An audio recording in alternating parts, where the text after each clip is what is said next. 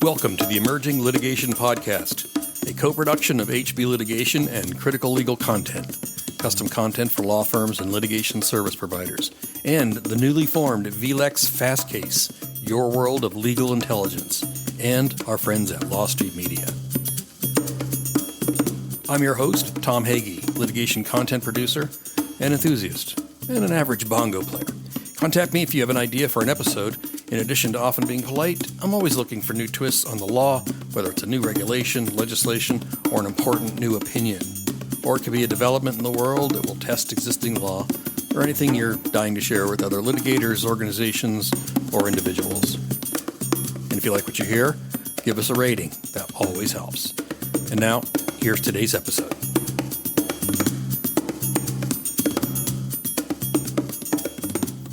Today we're going to talk about liability forecasting and the role it plays in the administration of massive mass tort settlements. They are a product of the asbestos wars, where there was a creation of a massive, I'm going to say that word a lot, settlement trust. I think it was like $30 billion at one time. That's a lot of billions. And these are employed, of course, to compensate current and future claimants for injuries in mass tort litigation. Mass torts is a complicated beast. Exposures and injuries and the discovery of injuries, all these things can take place over decades. And in the meantime, technology changes, medicine changes, companies come and go, acquisitions are made, people are exposed to new elements in the environment and products and in the workplace. And then on the financial side, I'm going to say it again, these massive funds can be affected by market fluctuations beyond what's going on with the population. Probably the biggest monkey wrench in recent times that no one really had on their radar was the COVID pandemic, of course, that offered another confounding factor when many Americans suddenly had virus-related respiratory issues, perhaps joining injuries they may have suffered or were quietly developing from some other toxic exposure. It's not a simple matter of divvying up a pot of money to an established group of people. You know, here's your $8 billion and here's your 8,000 people, so carve it up. No, it's not that easy. I think I saw a monkey do that on TikTok. But there are overlapping, interlocking, intersecting dynamic layers involved with people, companies, diseases, certain financial externalities, as one of my guests said, and black swans that complicate the oversight of these sometimes, once again, massive settlement funds. So our guests explained that liability forecasting, it's best understood through three areas that are analyzed. And one is the risks and injuries created by a product and its use. Then there are the claims filed and approved. And then, as I said, the financial aspects. Our guests say that liability forecasting is both a science and an art. Who's in charge of these trusts and what can go wrong in administering them? What forces come into play that make predicting such a challenge? I've got two guests. They're both with Verus, LLC, which provides litigation support services to law firms working on mass torts, case management and medical review services, settlement administration, business and advisory services, and analytics, which we're going to talk a lot about today. Mark Eveland is founder, CSO, and chairman of the board of Verus. He's an expert in building effective settlement and claims management programs for mass torts, class actions, and insurance runoffs. Throughout his career, he's provided research, discovery, analytics, settlement administration, and expert witness support to litigators around the country. Joining Mark is Ed Silverman, who's an analytics executive, analytics expert extraordinaire. That's French. He's a life science expert, biomedical communications specialist, offers assistance with data analytics, scientific collaboration networks, patient-based medical claims, and more. There's always more. He's got a background in molecular biology, genetics, epigenetics, and biochemistry.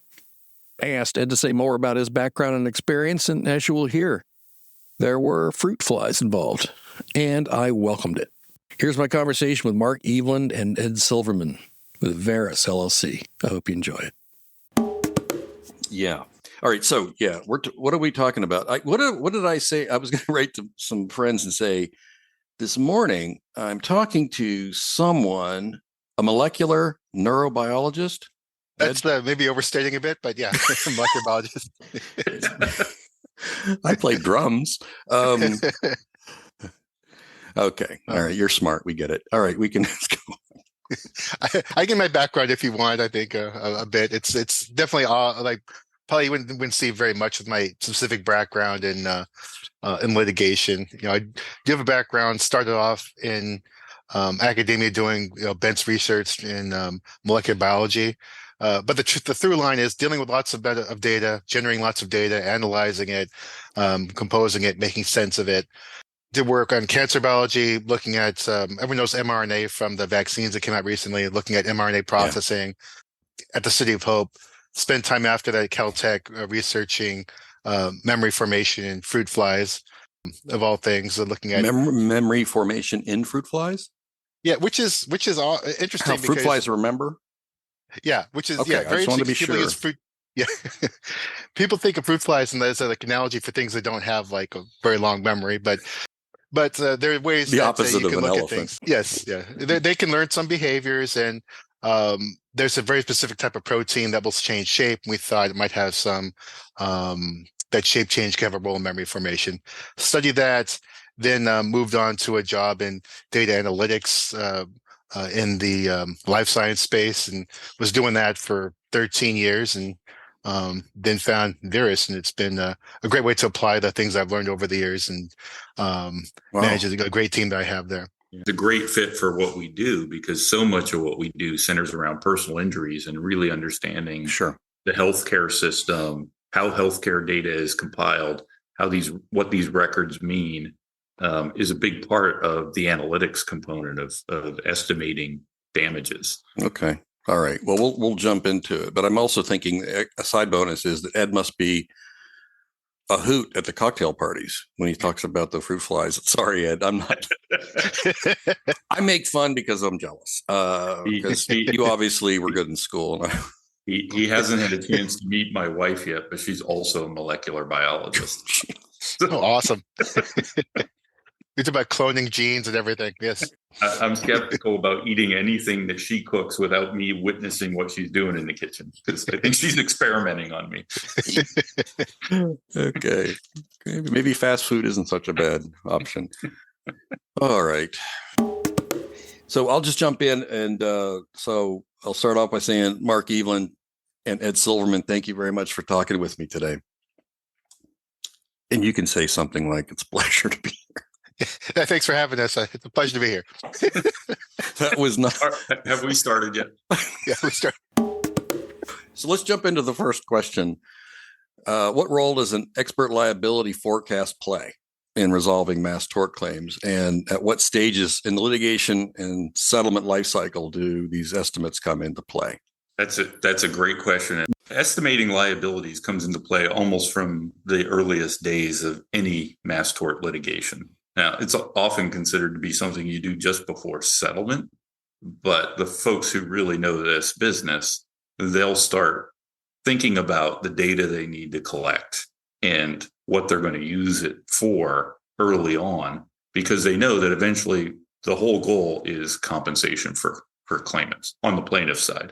On the defense side, they also want to know, well, what's this litigation likely to cost us if plaintiffs can get past the hurdle and prove the damages? What is this likely to cost us?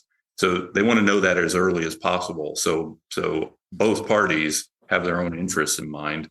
The plaintiffs in structuring demands and the defense in understanding what's this going to cost the company? How are we going to pay for this?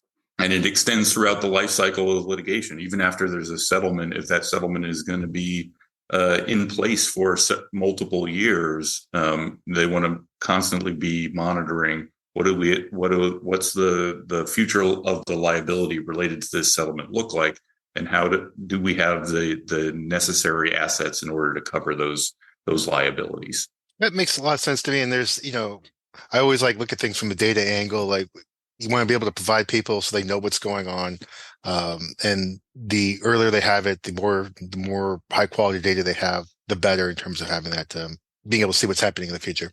How much data does an estimation expert need? to prepare a good liability forecast? It changes a lot. So it really depends on the need, but it's always better to have high quality data than just a ton. So if it's so what would high quality data be? It'd be good estimates of what liabilities might be out there. It could be epidemiology for something that's very new. That might be something you have to generate on your own. So you would go to reliable government sources, medical sources, figure out incident rates. You do fact finding and come up with estimates on your own to get that information. Other data, good financial data, making sure that you have very accurate information, like how much is something going to cost.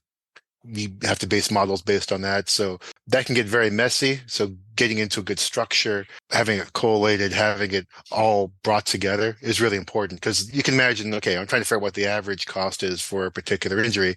Well, if you're missing something huge and you only have a small number of information, it's hard to really get at that.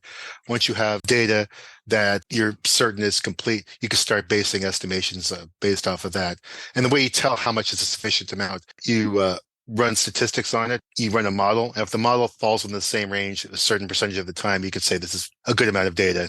And there's statistical things probably the people on the podcast won't care about used to measure that, but error rates and such. I think there's a common misconception. Everybody talks about big data in data science. And there's a common misconception that you need mountains of data in order to do this work. And I think what Ed's saying is it's not the quantity of data, it's the quality of the data. Yeah, you need a sufficient number of data points, but that's not as many as most people in the popular understanding think it is. You mentioned the value of doing this even after a settlement. Tell me about liability forecasts and their relevance after a settlement. Ed has a team that does this all day long, so I'll just talk for 30 seconds and let Ed draft behind me. If you have a settlement that is intended to pay claimants for a decade or even longer in some instances, in asbestos 524G bankruptcy settlements, these funds are intended to last for 40 years, sometimes even longer than that. You have to make sure that you, as a trustee overseeing a settlement fund like that, you have to make sure there are sufficient assets and you can maintain the cash flow to pay claims as they arise over the life of that settlement. If you're settling a defined population, all the claimants are already known, that's not so important. But if there are going to be future claimants, that estimation becomes critically important. So you can manage the assets to make sure you have sufficient cash generated from investments of those assets to pay claims over an extended period of time. Health claims can be, very, very messy. There's diseases that arise over a long period of time. Cancers, even neurological diseases take a long time to manifest. So these trustees really have to protect for the future claimants, as well as make sure that the current ones can get what they need. And so, when we're looking at current forecasting, making sure that the amount of assets are distributed in time, we have to take a lot of things into account, the different scenarios, to make sure that the trustees have all the information they need to make the right decision. So, all right, if you have this much, in assets right now, and the investment return rates are at this rate, how much can we burn down and still have money to pay deserving claimants in the year 2050, or whatever the year in the future is, because to give enough time for the people exposed or the people using a particular product to have developed the theoretical disease. And then you have to model using epidemiology how many might come in. And sometimes that can be very complex. Sometimes it can be very straightforward. Some cancers like mesothelioma has a very specific cause. Other ones might have multivariate causes, and you have to account for that when trying to figure out what the future population might be. So you can imagine, exposure to something causes Parkinson's disease. Many things might cause it. You might not know exactly. Now you have to model based on that, and there are statistics that you can run to help the trustee understand that. And then once you do that, you run various scenarios. Okay, what will happen if this, your stock market crashes, or what will happen if inflation stays above a certain rate? Right. And these are all things we have to deal with, and we've dealt with in the recent past, to make sure that, all right, trustees are armed with the worst case scenario, best case scenario, and can navigate having all this information in hand. The thing that when I listen to Ed describe what he and his team do, it strikes me in layman's terms, it takes a village to do this work well. because Ed is really describing something where you got to pull on a lot of expertise beyond just the statistics. You need to be talking to financial professionals who understand and can provide you with information on where they think the stock market's going to be in the future. What do we expect inflation environment to look like in the future? Financial externalities beyond just what are those underlying diseases and how often do they happen in the population. If these forecasts are wrong, and so I think one of the obvious consequences in the case of long tail settlements is that people don't get paid. Are there any other consequences if the forecasts are wrong? The rate at which even if there's money still left behind, the rate at which they would still get paid would go, way down. And that's something we try to make sure that the trustees know you can afford to pay at a certain, rate and still have things left over. If you get that wrong, all of a sudden someone that comes in, claimant needs the money and can't get anything worthwhile. It might be, like pennies on the dollar. And that's, tough for everyone. And then I think, and Mark can probably speak more to this, there's liability for the trustee too, if they allow the trust to become bankrupt. Yeah, if there's substantial inequities between past, present, and future claimants, that creates risk for the trustees and their professionals. So it's important to get these forecasts as accurate as possible. Not to mention what we already hit on is the impact on the claimants themselves. These settlements are created and intended to distribute money to the beneficiaries and maximize what every beneficiary receives. This is critically important to make sure that happens. So in the spirit of times change, what considerations go into your models now that maybe you didn't used to have to include? That's a good one. There, you just rubbed your hands, Ed, like you were. I can't wait to talk about. Yeah, well, it's interesting to me, like seeing all these things, and I'm relatively new to the process, so I'm seeing everything through fresh eyes and how we do it, and it's like learning of the history of this. And a lot of things happened recently, with COVID that our models had to take into account. They're very good looking things long term. Short term, when that happened, and the knock-on effects, there's a few things we had to really start recommending and things we just never, we expected in some ways, but didn't expect the magnitude. One of those would be, the rate that inflation was after COVID. During COVID, people stopped going to the doctor as much, except for some of the worst cases of disease. So that impacted filing rates. And so when we build our models, right, we look long-term, and we know long-term how many people are likely to come in and make a claim. We calculate the propensity that they'll file a claim, but that falls off in the short term. And then later on, what we're seeing now, it's catching up as things open back up again. And the models have to be able to adjust to catch up to that. In normal times, you'd expect there to be a tail. If you have like an exposure in a set period, over time, the people who are going to develop the disease, that's going to peak and then level off. But when you had something like, COVID occur, it went down artificially. Now it's going back up again. And probably at some point in the future, we hypothesize that it's going to go back down. But the models are built in a certain way, and we had to account for that. And we're, even adjusting a bit as we go forward, making sure we have all that.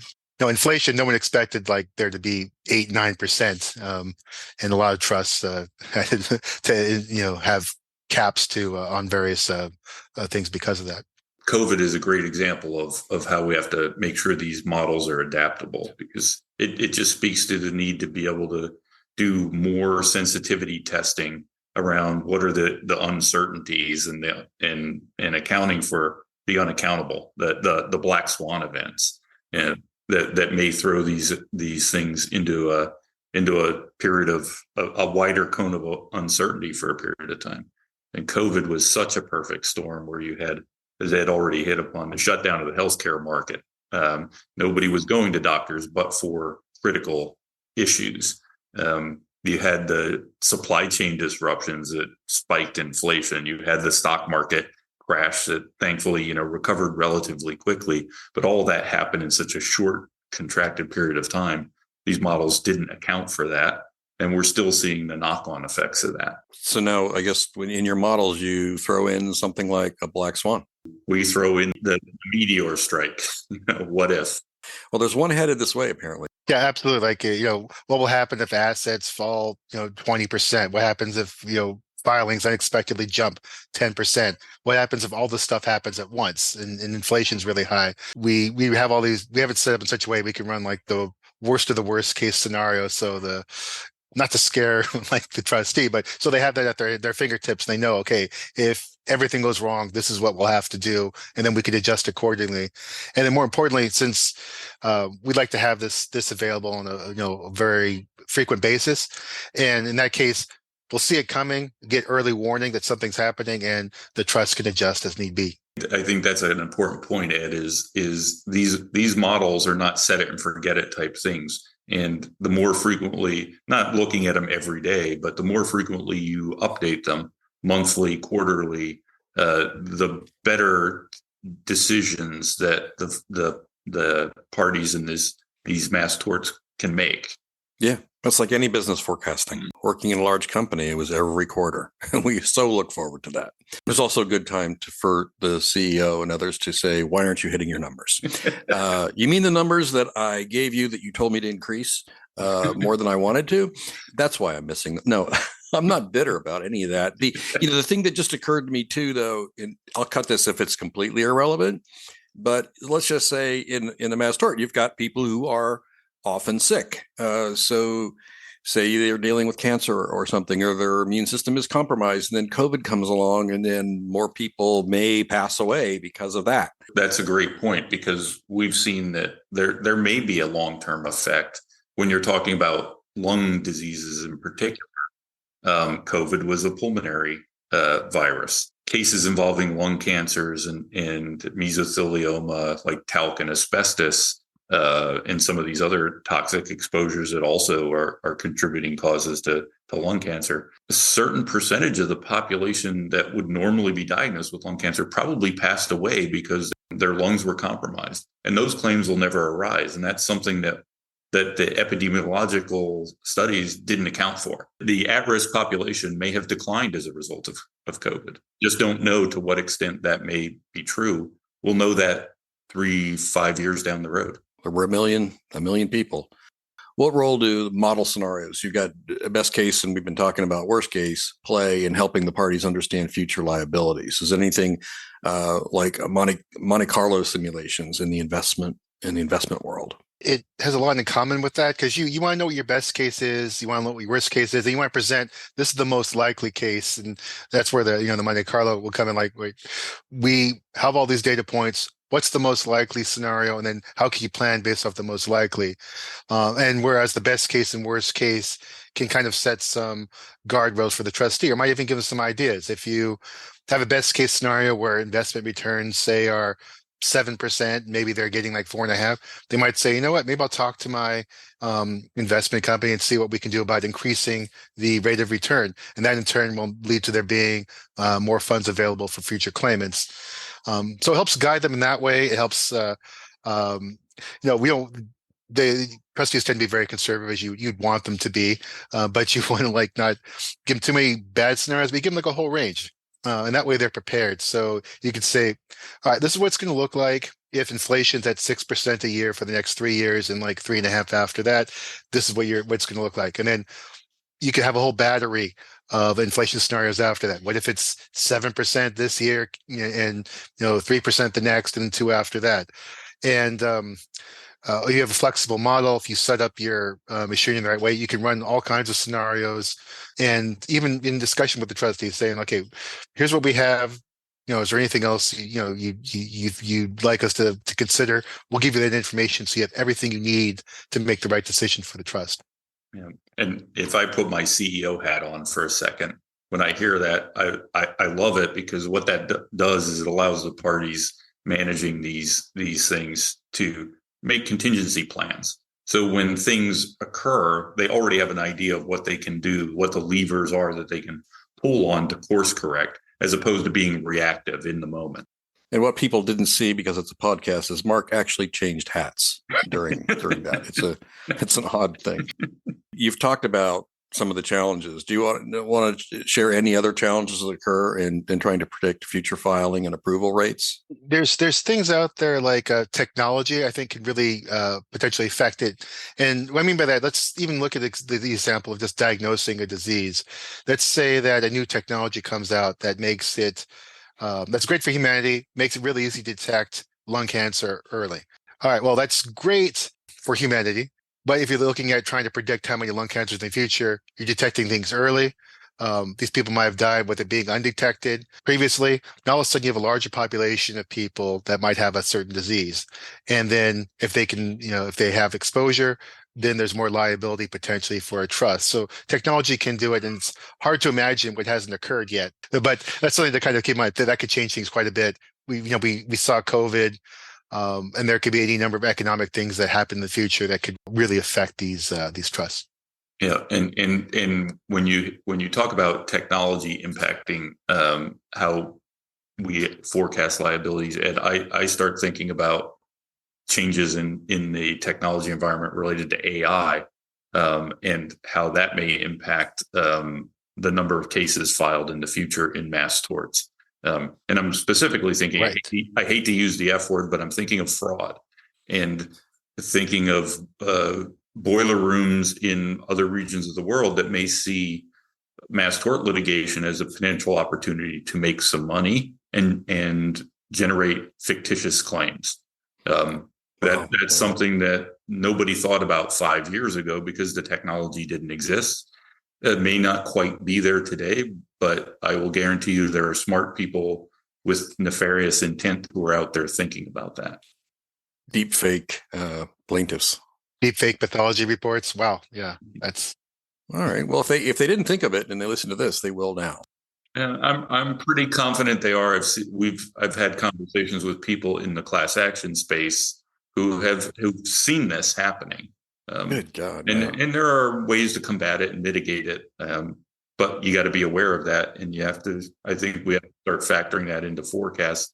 It may not lead to liability if you can detect that fraud, but it certainly increases the cost of the litigation and administering a settlement if and when a settlement occurs, because that fraud detection comes at a price. Okay, so anybody in mass torts is going to know who Verus is, but for those who don't, you mind sharing what are some of the big cases that people might have heard of that you all have dealt with? Anyone who's known Verus since we founded the company 20 years ago probably is familiar with our work in the asbestos space. Right. And the granddaddy of all mass torts. We currently administer 45 of the currently operating asbestos bankruptcy trusts. And I go back to the early 90s in the asbestos litigation, been involved for a long, long time. But we've also done a lot of work on talc cases, administered one of the first talc settlements that's been done.